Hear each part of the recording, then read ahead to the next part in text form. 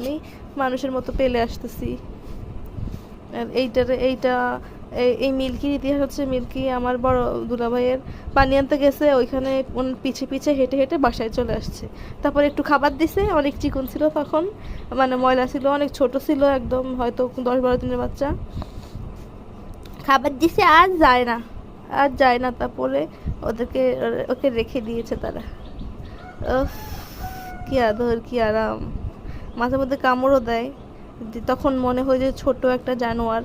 তো ওকে মাঝে মধ্যে আদর করে বলি, ছোট জানোয়ার, ছোট জানোয়ার।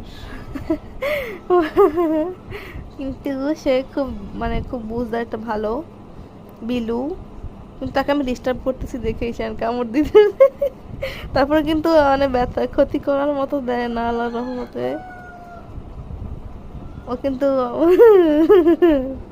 রাগ উঠলেই সমস্যা, রাগ উঠলেও অত কামড় দেয় না, অনেক ভালো, ভদ্র, লেজ বিশিষ্ট ভদ্র আর কি, ভদ্র সভ্য।